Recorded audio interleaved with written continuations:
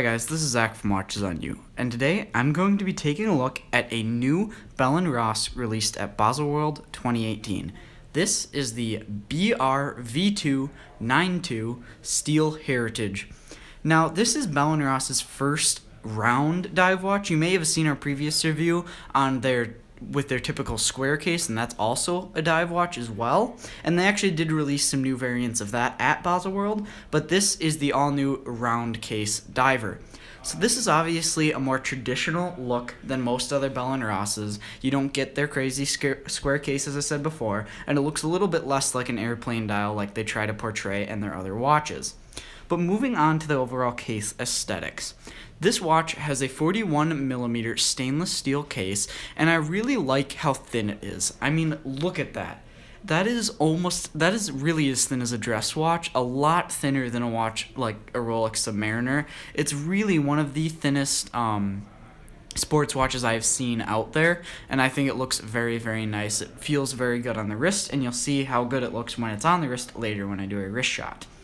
But about case finishing, the case has a variety of polished and brushed edges. They take a lot, as you can see after the Rolex Submariner, based on which surfaces are polished and which are brushed.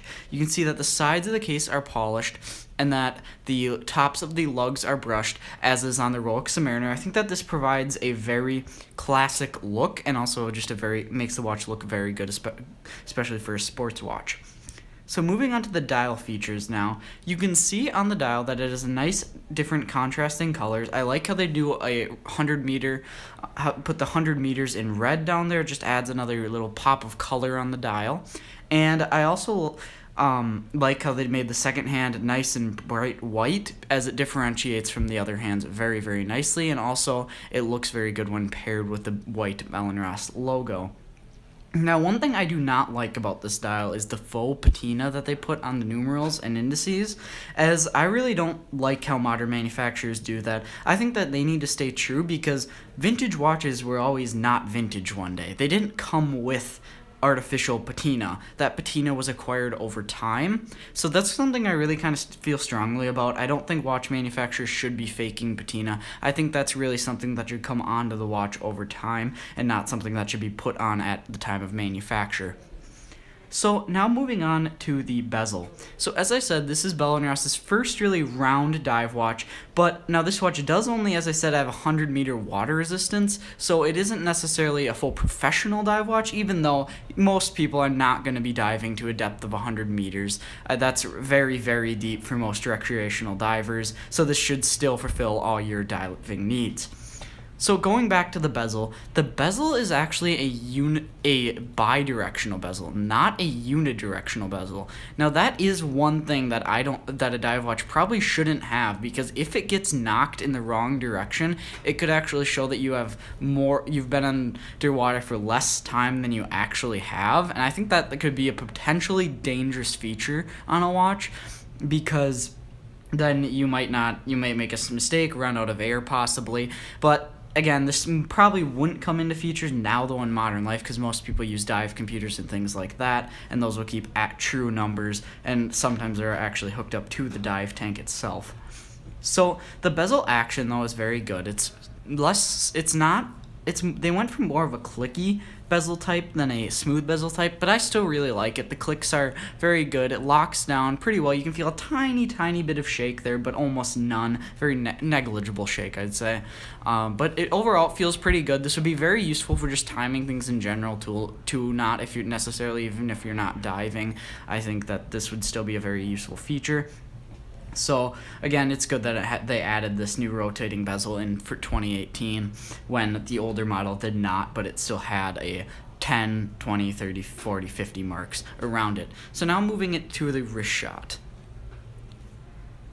So, on the wrist, it is just very, very comfortable. I love this rubber strap that they give you. It's very, very malleable to your wrist. Forms the shape of your wrist very, very easily, and I like how it fits and feels totally like a sports watch should. Now, the added thickness of this case is also a great, great feature, and I think that if you got this watch on a Sorry, if you got this watch on a steel bracelet, I think that it would actually pair quite well with a suit.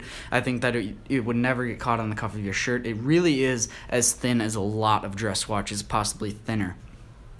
Now, one other thing is this watch does just come with a standard pin buckle clasp, but I do like the good old pin buckle more than DuPoints sometimes. DuPoints can be a little bit difficult depending on how well the manufacturer makes it, so a good old pin buckle is fine by me. So, overall, this watch comes in brand new at a price of $3,200, and one thing I actually hadn't mentioned is that this watch does use an Eta movement, even though they do say it's their BR caliber 302, which is actually an Eta movement. And so that really kind of the $3,200 price mark, that's really getting there where you probably should be using an in-house movement, and especially if you compare it to other brands such as like Tudor and things, they're all really using in-house movements. So I think that Bell & Ross should make a switch pretty soon here to full in-house. And the movement on the back, as you can see, you can, if you know your movements well, you could tell that this is ETA based for sure, and not in-house, which is a downside. But so overall, at the $3,200 price point, I think that this is getting a bit high here, and that price, I think you should be having an in-house movement at that price. And that was actually, that was actually the price for the steel bracelet version. If you get the rubber band, then it's $2,900, which is a bit more of an accessible price. But again, I still believe they should have an in-house movement. So this watch is available here at JB Hudson Jewelers, an authorized retailer of Bell & Ross. Thank you for watching this video. Remember to like, subscribe, and share. Thank you.